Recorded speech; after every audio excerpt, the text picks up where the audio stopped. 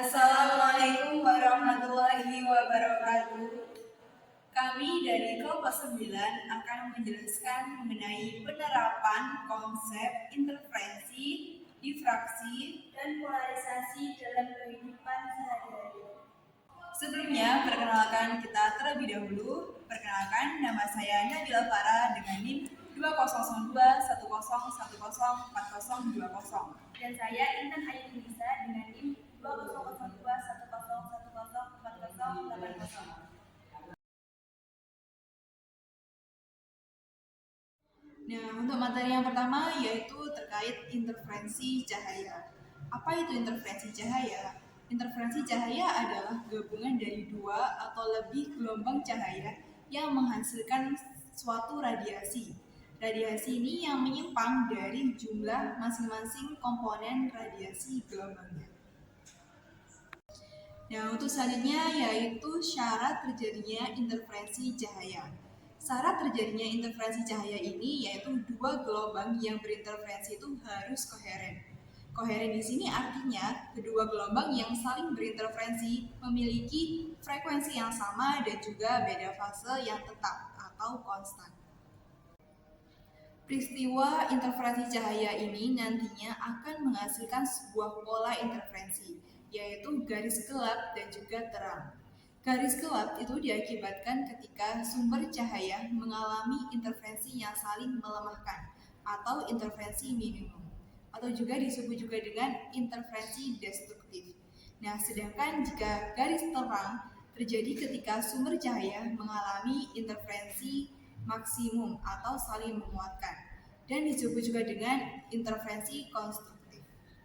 Peristiwa interferensi cahaya ini yang menghasilkan sebuah pola interferensi akan terlihat jelas jika sumber memiliki amplitude yang hampir sama atau sama.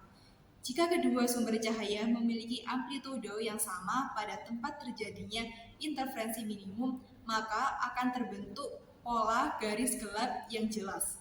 Namun sebaliknya, jika amplitude itu tidak sama, maka interferensi minimumnya yang akan menghasilkan pola garis gelap yang tidak jelas atau tidak ada sama sekali. Selanjutnya yaitu penerapan interferensi cahaya dalam kehidupan sehari-hari. Nah, contoh dari peristiwa interferensi cahaya ini dapat kita temukan pada gelembung sabun atau lapisan warna di jalan basah dan juga pada hologram.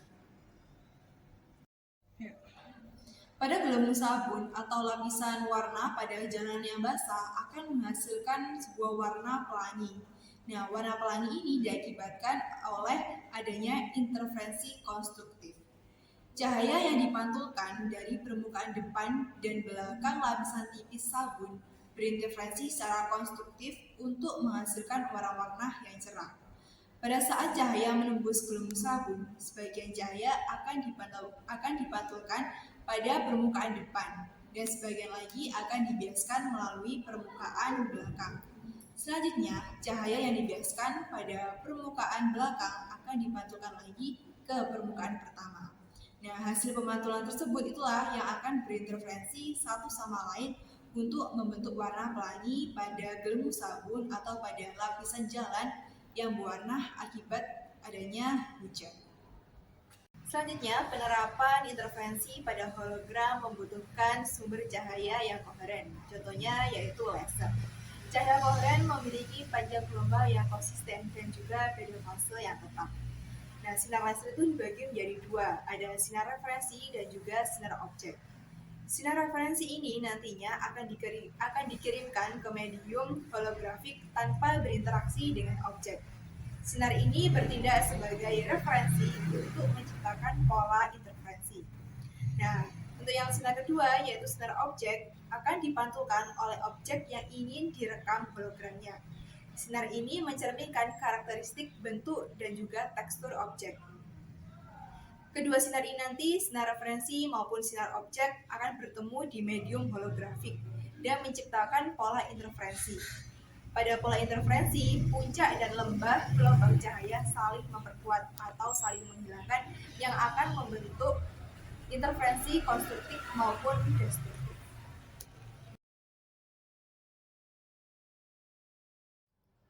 Materi yang kedua yaitu terkait difraksi cahaya. Nah, apa itu difraksi cahaya? Difraksi cahaya merupakan sebuah peristiwa pelenturan atau pembelokan cahaya yang melalui celah sempit. Nah, cahaya yang melewati celah sempit itu nantinya akan menghasilkan sebuah pola, yaitu pola gelap dan juga pola terang pada sebuah layar. Terjadinya peristiwa difraksi cahaya ini juga dapat diakibatkan oleh sebuah kisi.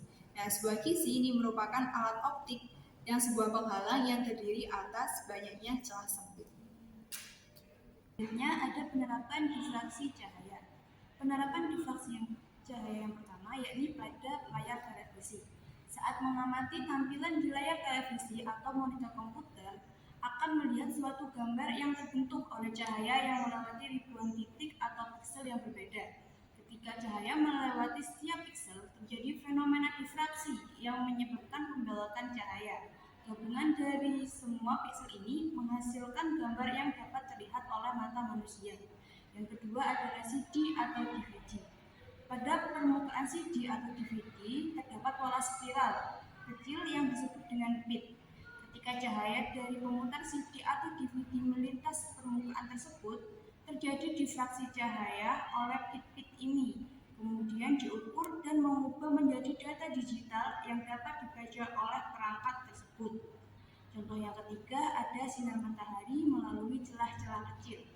Ketika melihat sinar matahari yang masuk melalui celah-celah kecil pada tirai jendela atau struktur seperti pagar besi, dapat melihat pola difraksi pada dinding atau permukaan di sekitar celah tersebut.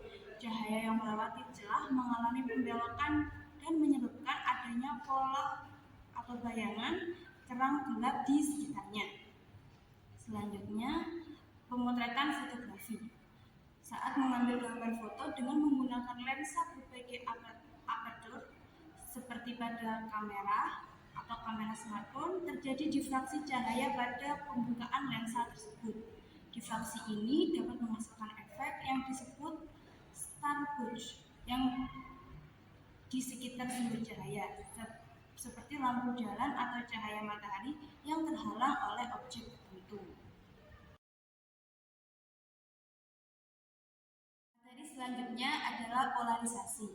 Seperti yang sudah dijelaskan sebelumnya, peristiwa interferensi atau difraksi dapat terjadi pada semua jenis gelombang, baik gelombang permukaan air, gelombang bunyi, maupun gelombang cahaya. Jadi, kedua peristiwa tersebut dapat terjadi baik pada gelombang transversal maupun gelombang longitudinal. Berbeda dengan peristiwa interferensi dan difraksi, gelombang yang dapat mengalami polarisasi hanyalah gelombang transversal. Gelombang transversal adalah gelombang yang arah getarannya tegak lurus arah peramatannya. Nah, polarisasi sendiri adalah fenomena di mana cahaya terpolarisasi atau terayun dalam suatu arah tertentu. Hal ini terjadi karena polarisasi terjadi saat gelombang cahaya mengalami penyaringan atau pantulan sehingga hanya getaran gelombang cahaya dalam satu arah tertentu yang dapat melewati atau dipantulkan. Selanjutnya kita akan membahas penerapan polarisasi cahaya pada kehidupan sehari-hari. Yang pertama ada pada kacamata hitam. Kacamata hitam menggunakan lensa polarisasi untuk mengurangi intensitas cahaya yang datang dari sinar matahari. Lensa polarisasi dalam kacamata hitam membantu mengurangi silau dan refleksi dari permukaan seperti air, salju, jalan yang basah. Ini membantu melindungi mata dari cahaya terlalu terang dan meningkatkan kenyamanan penglihatan. Selanjutnya, penerapan pada layar LCD atau Liquid Crystal Display pada perangkat elektronik seperti komputer, televisi, dan telepon genggam yang menggunakan prinsip polarisasi cahaya. Cahaya yang dihasilkan oleh latar belakang LED atau lampu neon melalui filter polarisasi kemudian diatur oleh lapisan kristal cair untuk menghasilkan gambar yang terlihat pada layar. Ketika melihat layar LCD dari sudut yang berbeda, kemungkinan Anda melihat perubahan warna atau kecerahan karena polarisasi cahaya. Contoh penerapan selanjutnya adalah pada kamera polarisasi.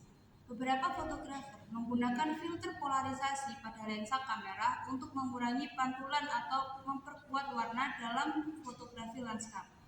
Filter polarisasi dapat membantu menghilangkan refleksi dari permukaan seperti air atau kaca, sehingga meningkatkan kejelasan gambar dan warna yang dihasilkan. Contoh yang terakhir adalah pada kacamata 3D.